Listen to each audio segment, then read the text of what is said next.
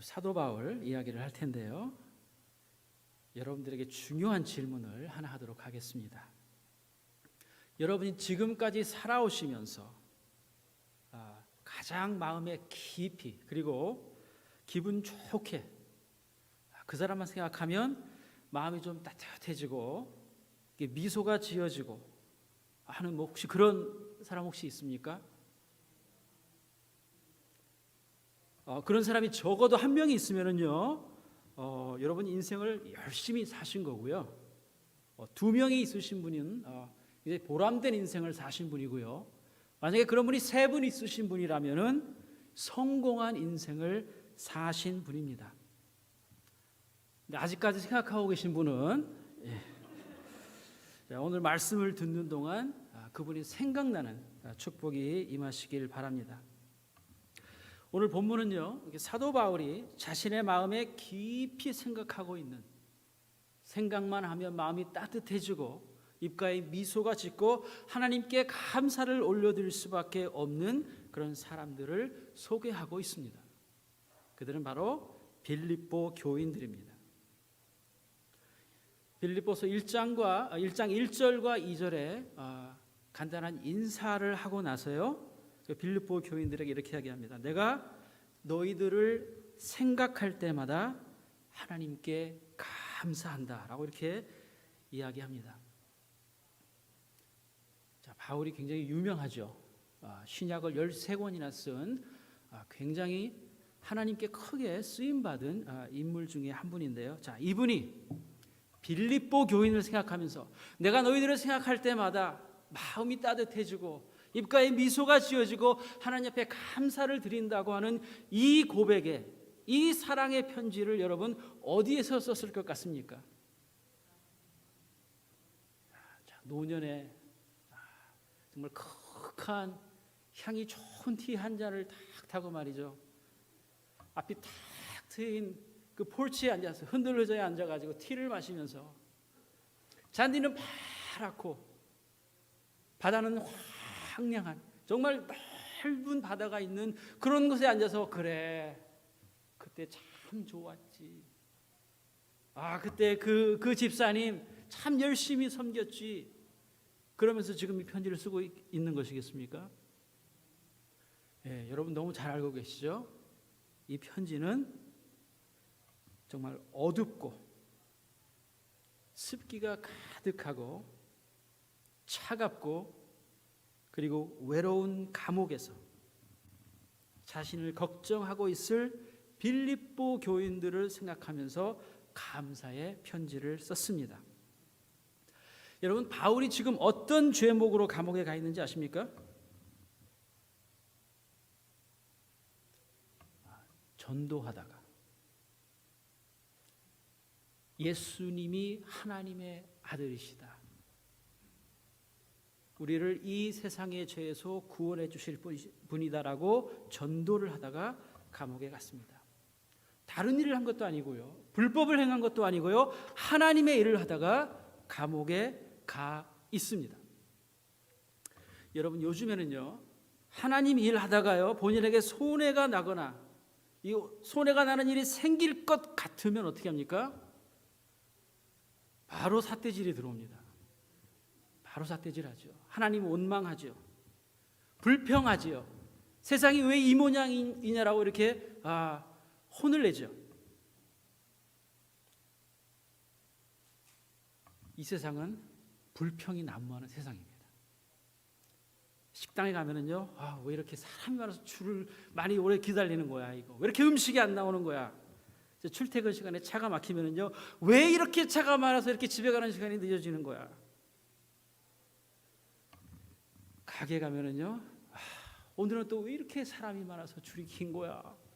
저 사람은 왜 이렇게 카트에 많이 실었어. 자주 와서 조금씩 실지. 여러분,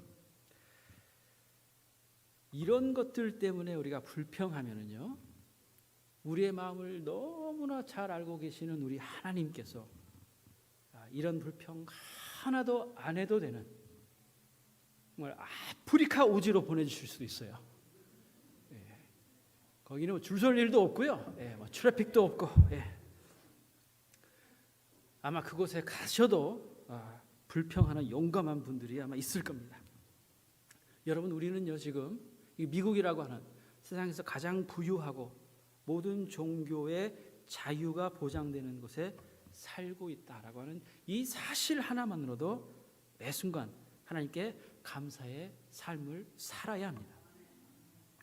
더구나 우리 하나님께서 건강 주셔서 이렇게 주일 오전, 주일 아침에 하나님 전에 여러분의 몸을 드릴 수 있다는 것 얼마나 감사하고 감격해야 되는지 모릅니다. 오늘 이 예배를 통해서 이 감사와 감격이 회복되는 여러분들 되시기를 주님의 이름으로 축복합니다.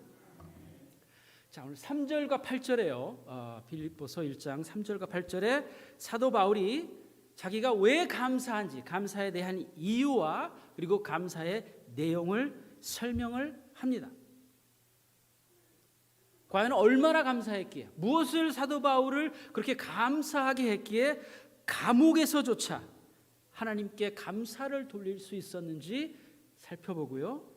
다시 우리의 삶으로 돌아와서 우리들은 과연 어떤 감사를 하나님께 돌려드릴 수 있는지 살펴보는 시간이 되도록 하겠습니다.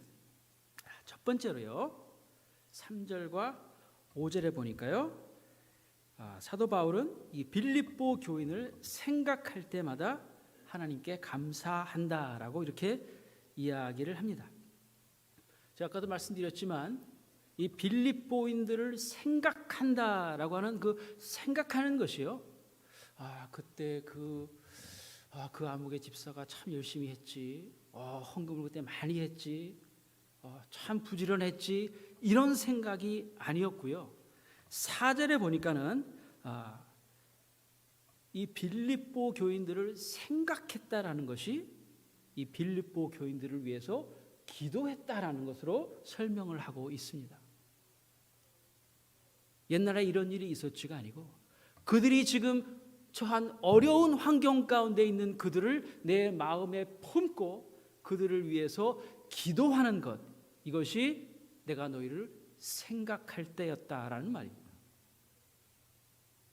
지나간 일이 아니고요, 지금 현재 그들이 겪고 있는, 그리고 앞으로 겪을 일에 대한, 어려움에 대한 그 마음에 동참함으로 함께 기도하는 것, 이것이 생각하는 것이었습니다. 쉬지 않고 매일매일 그들을 위해 하나님 앞에 중보의 기도를 올려드렸던 것입니다. 그리고 그들을 생각할 때마다 마음에 참 기쁨이 있었다라고 이야기를 합니다.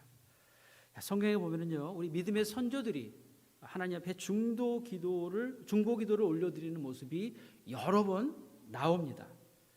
그리고 하나님께서는 성도들이 올려드리는 그 중보 기도를 흘려듣지 않으시고 그 기도를 들으시고 응답하시는 모습까지 성경은 기록을 하고 있습니다. 성경에 우리 믿음의 아버지라고 하죠. 아브라함이 조카 롯을 향해서 중보 기도하는 모습을 우리는 잘 알 수 있습니다. 그 롯이 살고 있는 그 소돔과 고모라가 얼마나 타락했는지 하나님이 그 도시를 완전히 쓸어버리겠다, 파괴하겠다. 모세가 중보 기도합니다. 하나님, 그래도 그곳에 제 조카가 있는데 의인이 50이 있으면 멸망하지 않겠습니까? 의인이 30명이 있으면 멸망하지 않겠습니까? 의인이 10명이 있으면 살려주시겠습니까? 마지막에 의인 5이 있으면 하나님 용서해 주지 않겠습니까? 하나님 보시기에 의인 5이 없었어요. 그래서 그것을 완전히 멸망하게 되는데 그때 이 모세의 기도를 들으시고 모세의 조카 롯을 그리고 두 딸을 하나님께서 그곳에서 구해 주십니다. 여러분, 모세는 어떻습니까? 모세가요, 이 이스라엘 백성, 하나님의 택한 백성을 이집트에서 노예 살고 있는 그 백성들을 400년 만에 데리고 약속의 땅으로 가는데요. 그 약속의 땅으로 가는데 하나님을 원망하고 모세를 원망하고 이제는 소를 만들어서 그 소를 숭배하고 하나님을 버린 그들에게 하나님이 이렇게 말씀하셨어요. 모세야, 내가 도저히 얘네들 참을 수가 없다. 얘네들 다 멸망시켜버리고 내가 너하고 새롭게 민족을 하나 만들겠다라고 이야기를 하세요. 성경에 나와 있어요. 하나님이 너무 화가 나셨어요. 모세가 어떻게 했어요? 아싸, 이제는 내 세상이 다 했습니까? 아니죠. 하나님 무슨 말입니까? 이 백성들 내가 데리고 나왔습니까? 하나님이 데리고 나오지 않았습니까? 하나님이 책임져 주셔야죠. 하나님이 살려주셔야죠. 모세의 이 중보 기도로 죽을 처해 있던 이스라엘 백성들이 다시 한번 새로운 기회를 얻습니다. 여러분 반대로요, 이 기도해야 되는데 기도 안 해서 혼난 사람들도 있어요. 욥이라고 하는, 하나님께서 보시기에 그 당시에 그 욥이 살던 그 시대에 내가 이 욥보다 더 의로운 사람을 이 땅에서 내가 보지를 못했다라고 하나님이 칭찬했던 그 욥을 사탄의 교계로, 사탄이 하나님께 와서 아유 이 사람이 이렇게 훌륭한 게 뭐 자기가 믿음이 좋아서 그렇습니까? 하나님이 축복해 주니까 그렇지요. 한번 시험을 줘보세요. 하나님 떠나지요 했어요. 그래서 시험을 주는데 모든 것을 다 빼앗깁니다. 10 자녀가 죽고요. 그 당시에 가장 부자였는데 모든 재산을 다 도둑에게 빼앗기고요. 그리고 자신은 머리부터 발끝까지 정말 기와로 벅벅 긁어야 하는 그 병에 정말 누가 봐도 소망이 없는 그 지경까지 처해 있을 때 욥의 의로운 세 친구가 찾아옵니다. 그들이 찾아와서 무엇을 해줘야 했을까요? 기도를 해줬어야죠. 하나님 앞에 중보 기도를 해줬어야죠. 하나님, 우리가 욥을 평생을 같이 봐왔는데 이렇게 힘들 친구가 아닙니다. 혹시 하나님 앞에 잘못 보인 것이 있다면 하나님이 용서해 주십시오. 이렇게 기도를 했어야 되는데요. 이 세 친구들이 어떻게 했어요? 내가 너 잘난 척할 때 그럴 줄 알았어. 분명히 네가 모르게 지은 죄가 있어. 그거를 찾아야 하나님이 너를 용서해 주신다. 우리 하나님은 의로운 분이야. 절대 죄 없는 사람을 벌하지 않으시는 분이야. 욥을 위해서 기도하는 것이 아니고 욥과 신학적인 논쟁을 벌였어요. 너의 없는 죄를 찾으라고 욥을 핍박했습니다. 하나님이 그 세 친구를 의롭지 않다 했어요. 그리고 욥이 용서해 주어야 용서해 준다고 하셨습니다. 자, 오늘 본문으로 돌아와서요. 바울이 빌립보 교인들을 위해서 중보 기도하는 가운데 특별히 감사한 이유를 5절에 설명합니다. 왜 감사했냐 하면은 빌립보 교인들이 바울의 복음을 듣고 계속해서 복음을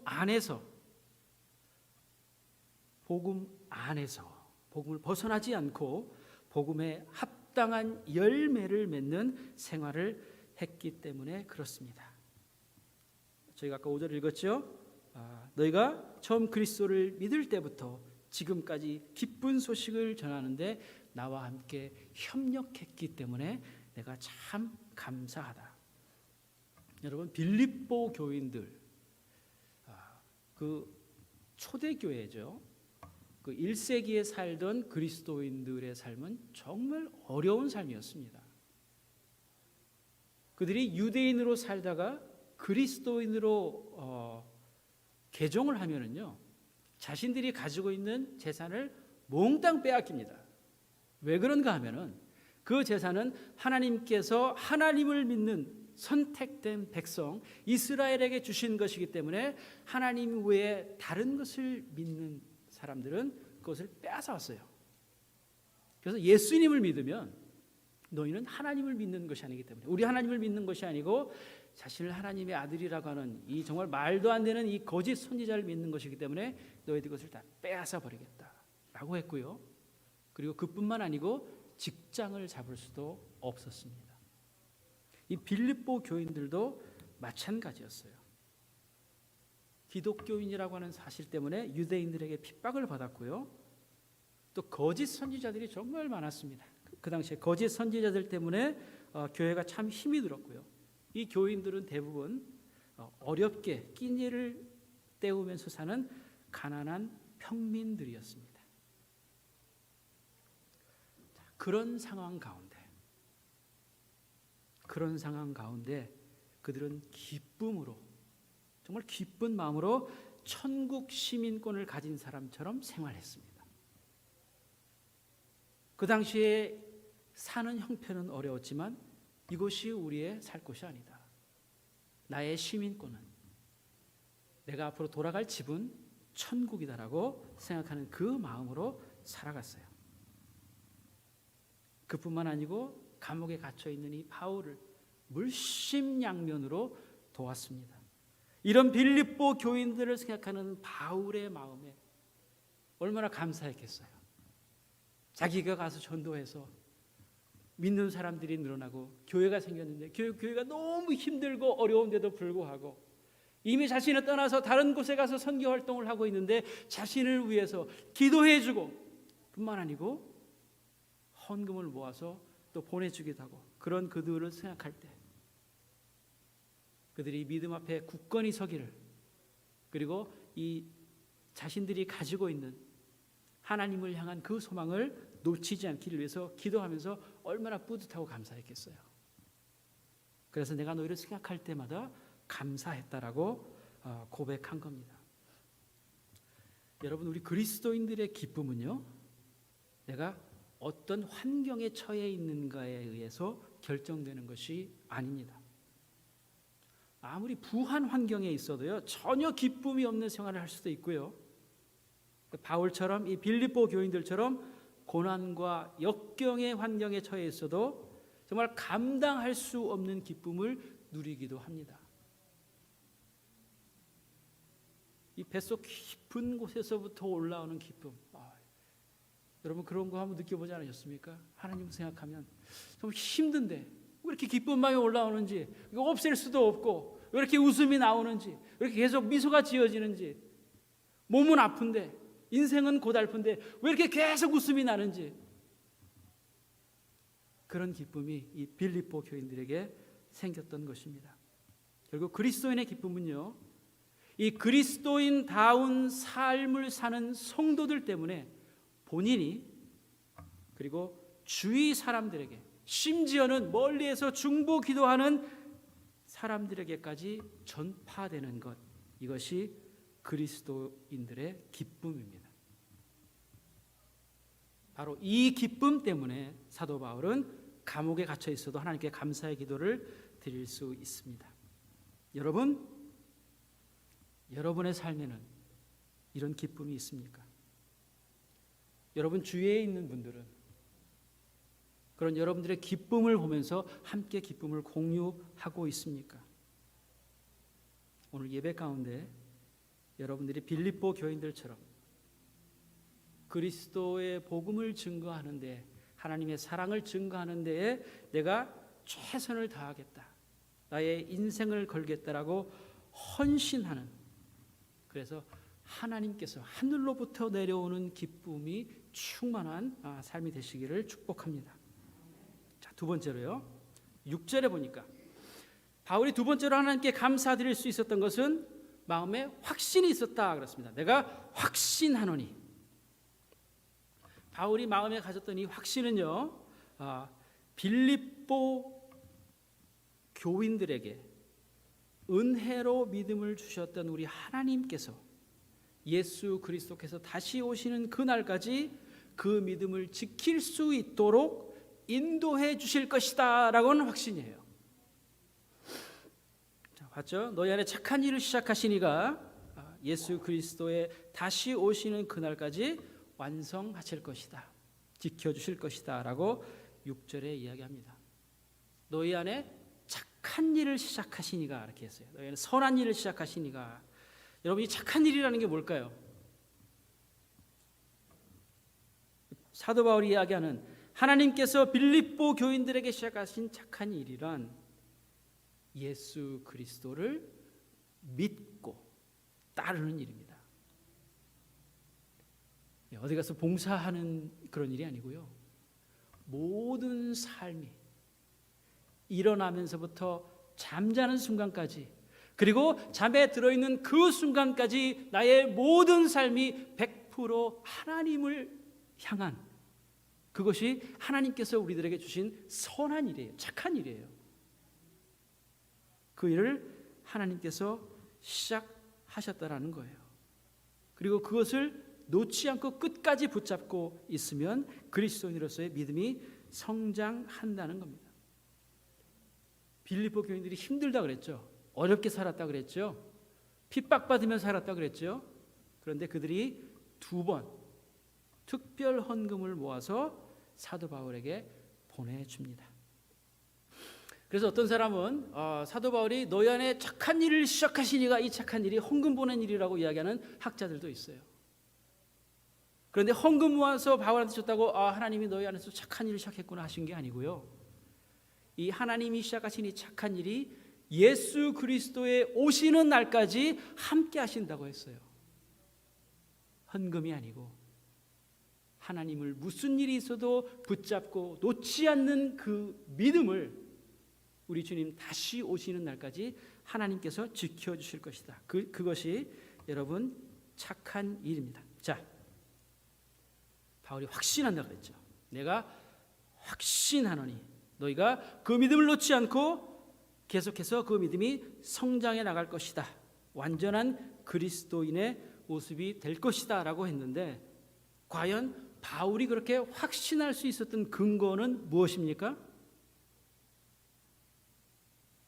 우리 하나님께서 시작하셨기 때문이에요. 여러분 무슨 일이든지요, 우리 하나님이 시작하시잖아요. 하나님이 끝맺으십니다.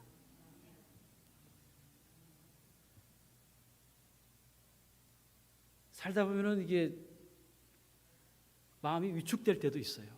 야, 내가 믿음을 지킬 수 있을까? 내가 이렇게 힘든데, 여러분 이민생활 얼마나 힘듭니까? 이 힘든 이민생활을 내가 계속 믿음을 가지고 갈 수 있을까?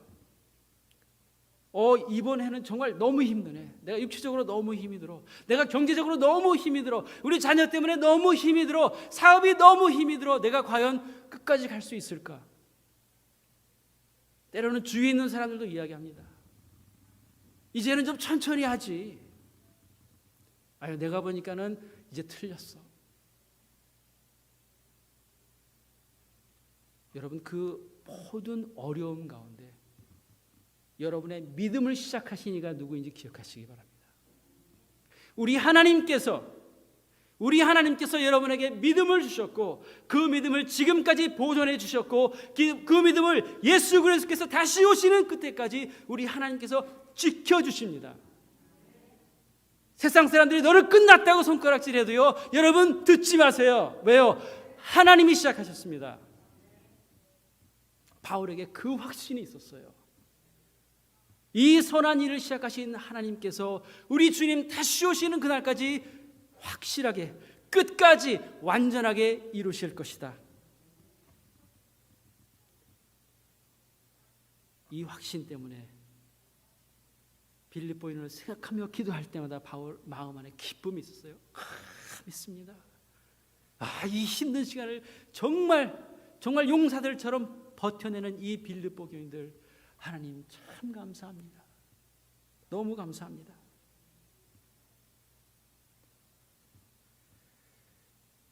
이 세상의 삶이 아무리 고달프고 힘들어도 모든 세상 사람들이 이제 너는 끝났다라고 손가락질을 해도 여러분들은 하나님께서 끝내지 않으시면 절대 끝나지 않는 삶을 사는 사람들입니다.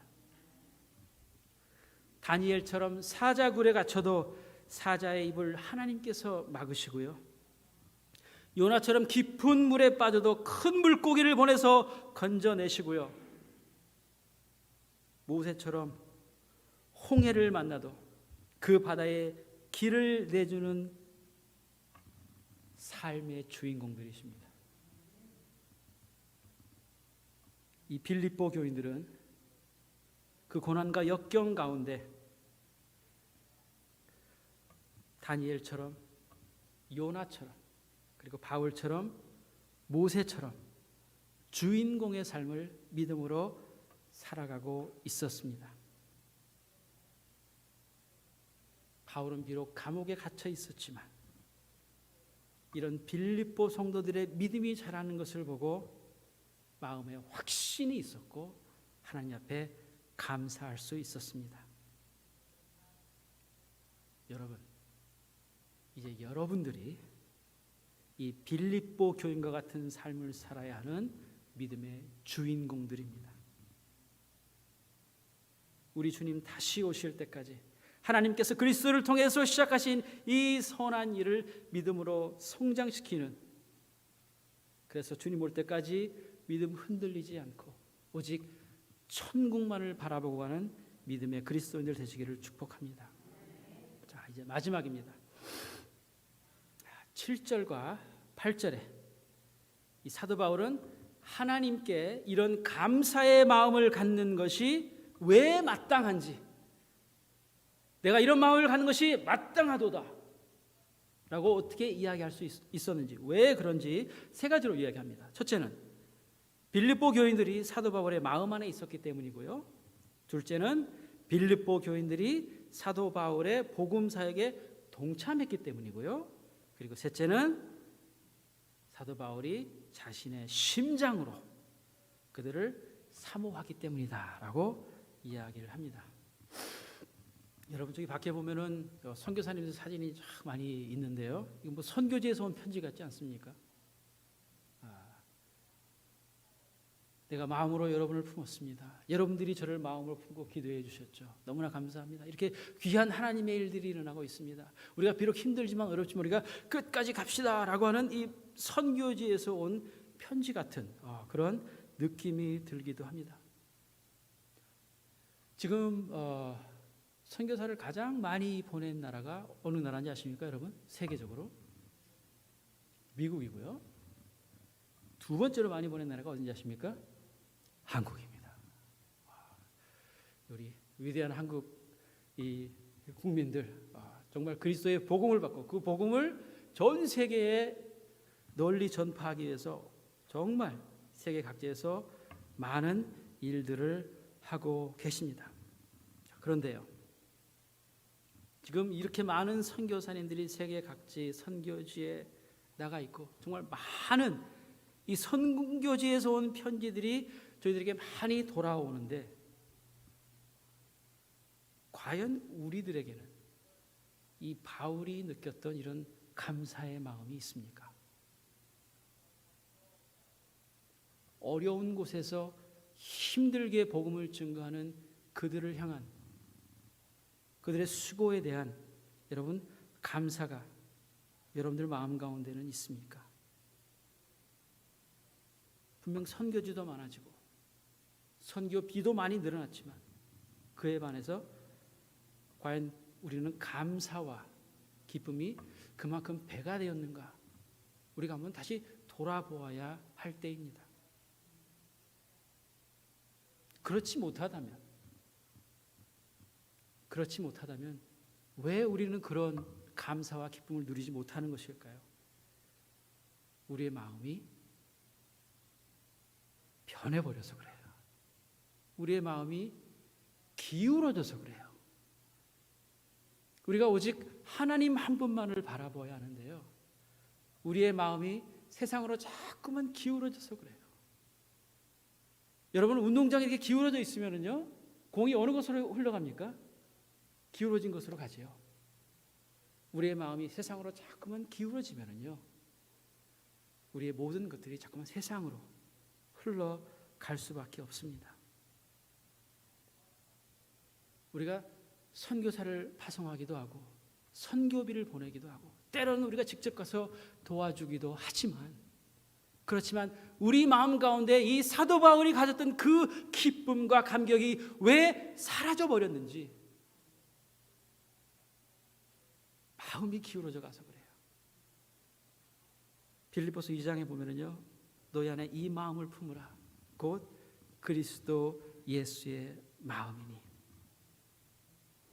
그리스도의 마음은 죄인을 살리기 위해서 십자가에 죽기까지 순종하신, 그리고 그 아들을 내어주시느라고 얼마나 마음이 아프셨을 텐데도 우리 인간들을 위해서 내어주신 그 하나님의 마음, 그것을 본받으라는 겁니다. 이 마음이 회복되어야 돼요. 빌립보서 2장 8절에 있는 이 그리스도의 마음이 우리의 삶 가운데 회복이 되면은요, 어떤 고백이 나오냐면요, 우리가 정말 출퇴근길에 트래픽 가운데 있어서 정말 차가 안 움직일 때도 하나님 감사합니다. 나에게 직장을 주셔서 이렇게 이 힘든 트래픽을 경험하게 하시니 감사합니다. 정말 긴 계산대에서 밥할 시간은 다 됐는데 이걸 언제 빠져나가나 정말 힘들고 정말 저 뒤에서 계산대를 밀면서 하나님 감사합니다. 나에게 물질을 축복하셔서 이렇게 쇼핑할 수 있게 해주신 것 감사합니다. 그리고 주일날 우리가 얼마나 바쁩니까? 이 바쁜 시기에 한 주만 빠지면 안 될까 하는 마음이 여기까지 올라왔지만 그래도 내가 집사인데, 그래도 내가 목사님을 또 언제 오는 길에서 만날지 모르는데 그래도 가자 하는 그런 마음이 아니고 나에게 건강을 주셔서 정말 이렇게 모든 사람들이 늦잠 자는 이 쉬는 시간에도 내가 정말 바쁘게 살아가는구나 하는 감사를 우리 하나님께 드릴 수 있는 것입니다. 여러분, 사도 바울과 빌립보 이 교인들은요, 좋은 환경에서 사는 것은 아니었지만 서로를 위한 마음이 끊이지 않는, 서로를 위해서 늘 생각하고 그리고 환경에 얽매이지 않고요, 서로를 위해서 기도하는 그런 성숙한 그리스도의 모습을 보여주었습니다. 바울은 그들을 위해서 정말 감사로 기도했고 빌립보 교인들은 물심양면으로 바울의 선교를 도왔습니다. 여러분의 마음은 지금 누구의 마음을 품고 있습니까? 우리에게 선한 일을 시작하신 하나님의 마음, 십자가에 죽기까지 순종하신 그리스도의 마음을 품고 계십니까?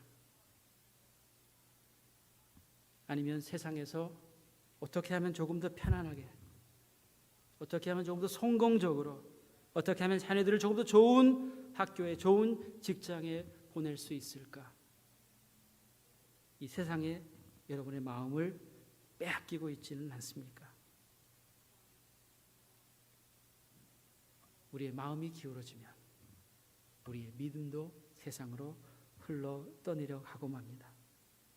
반대로 우리가 먼저 하나님의 나라와 하나님의 의를 구하면 그 모든 것을, 우리가 걱정하고 근심하는 그 모든 것을 하나님께서 채워주신다고 약속해 주셨습니다. 여러분, 오늘 이 시간 이후로 다시 한번 그리스도의 마음을 회복하셔서 다시 오실 주님을 간절한 마음으로 기다리며 복음의 일에, 하나님의 일에 충성하고 범사에 감사하는 성숙하고 승리하는 그리스도인들이 다 되실 수 있기를 우리 주님의 이름으로 축복합니다. 기도하시겠습니다.